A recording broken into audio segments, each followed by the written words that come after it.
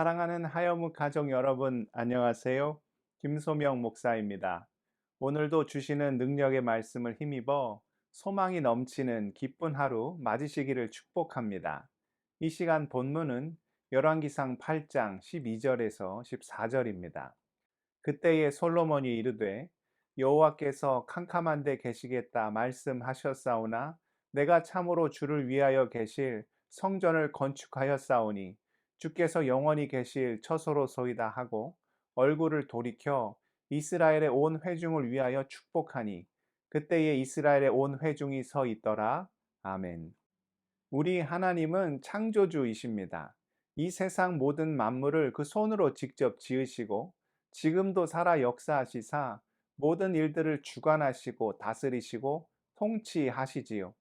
홀로 완전하신 하나님께서는 모든 존재를 존재케 하시지만 그러나 정작 본인은 그 어떤 도움도 필요치 않으시지요.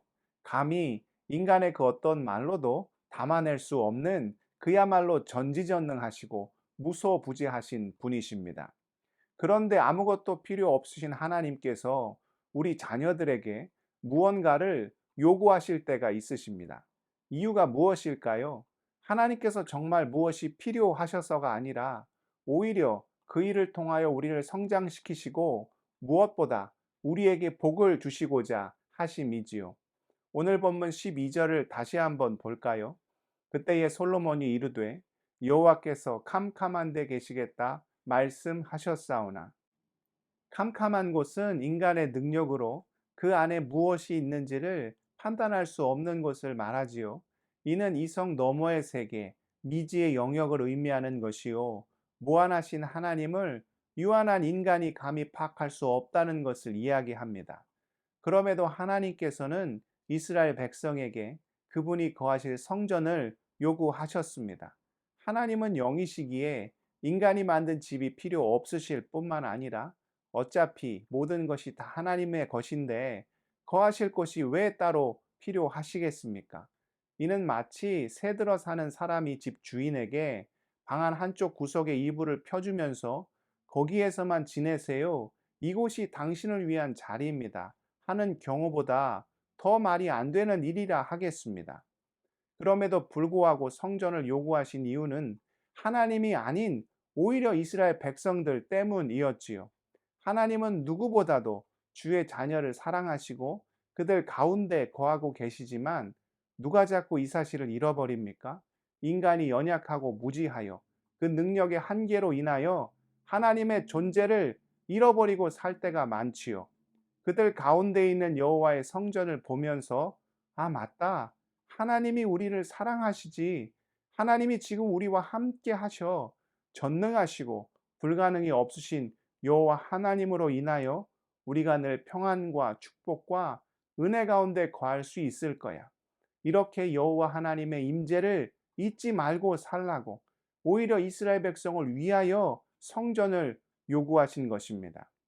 우리가 하는 주를 향한 모든 헌신이 당장은 하나님을 위한 일 같아 보여도 결국에는 다 누구를 위한 일이 됩니까? 우리를 위한 일이 됩니다. 창세기 12장을 보면 하나님께서 아브라함을 부르시는 장면이 나옵니다. 그때 본토, 친척, 아비 집을 떠나라 명령하셨습니다. 이것이 얼마나 큰 희생이요, 얼마나 큰 결단을 요구하는 일입니까? 아브라함은 하나님의 말씀에 순종하기 위하여 그가 가진 모든 것을 다 내던져야 했습니다. 그러나 어떻게 되었습니까? 하나님을 위한 포기라고 생각했지만 그 일로 인하여 감당할 수 없는 복을 누린 것은 아브라함이었습니다. 아브람이 아브라함이라는 축복의 이름으로 바뀌었고 자손의 복을 받았을 뿐만 아니라 떠돌이로 살았던 그가 땅을 차지하는 놀라운 은혜를 입게 되었지요. 그가 가지고 있던 모든 삶의 문제가 주님을 향한 헌신으로 인하여 놀랍게 해결이 되었습니다. 우리 예수님께서도 제자들을 향하여 이렇게 명령하셨지요. 요한복음 1장 39절입니다. 예수께서 이르시되 와서 보라.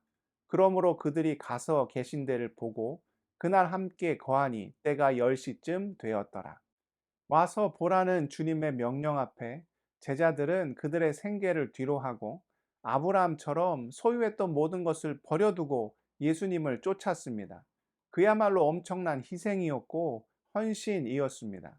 그런데 생각해 보면 이는 누가 수집맞는 일이었습니까?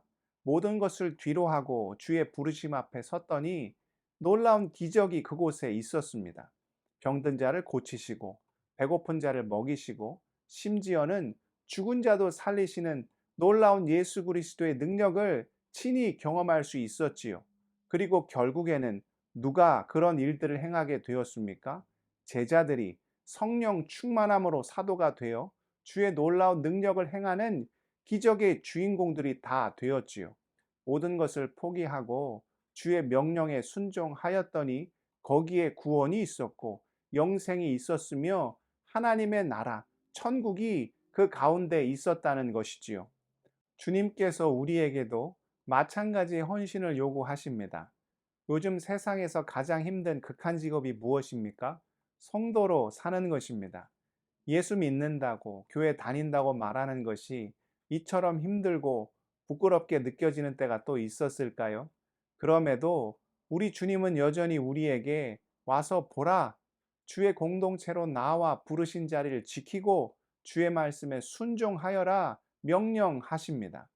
왜 그런 요구를 하시는 걸까요?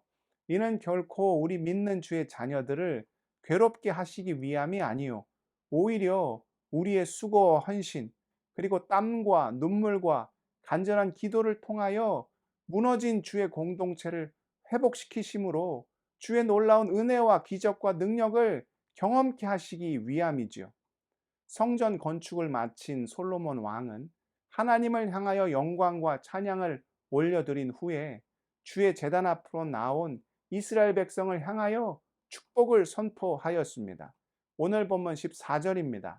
얼굴을 돌이켜 이스라엘의 온 회중을 위하여 축복하니 그때에 이스라엘의 온 회중이 서 있더라.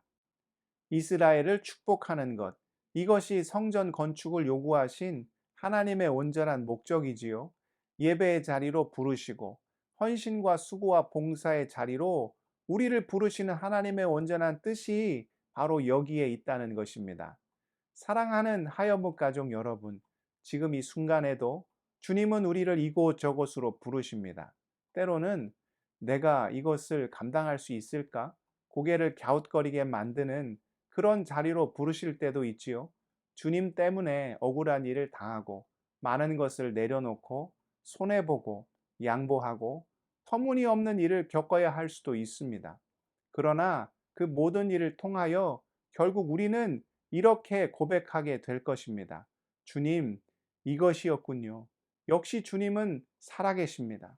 그럼에도 끝까지 주의 편에 서서 그 뜻에 순종하고 복종하고 헌신한 것이 제 인생에서 가장 잘한 선택이었습니다.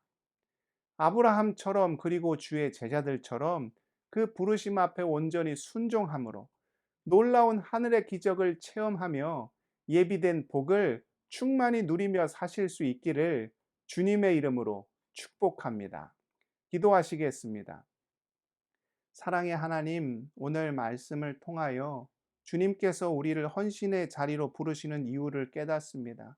오 주여, 주님 앞에 온전히 복종하고 순종케 하여 주시고 우리를 위해 예비하신 그 복과 은혜를 충만히 누리며 살아갈 수 있도록 우리의 삶을 회복하시고 속한 공동체를 온전히 회복시키시는 그 놀라운 기적과 능력을 체험하며 살아갈 수 있도록 아버지여 우리 삶 가운데 놀라운 역사로 함께하여 주시옵소서. 무엇보다 하여목 지체들의 모든 눈물과 찢겨진 마음, 상한 심령, 고통의 인생을 주님 다 아실 줄 믿습니다. 주님께서 친히 육신을 입고 이 땅에 오시사 십자가를 지심으로 우리가 당할 모든 고통을 다 감당하셨음을 우리가 말씀을 통하여 깨닫사오니 오 주여 우리의 모든 아픔과 고통과 눈물을 주님께 올려드리게 하시고 주님께서 위로하시고 축복하여 주실 때 모든 것 감당하며 이기며 승리하며 살아갈 수 있도록 우리 가운데 역사하여 주시고 놀라운 은혜로 온전히 함께하여 주시옵소서. 모든 삶을 또한 오늘의 우리의 인생을 주님께 올려드리오며 존귀하신 예수 그리스도의 이름으로 간절히 기도드리옵나이다. 아멘.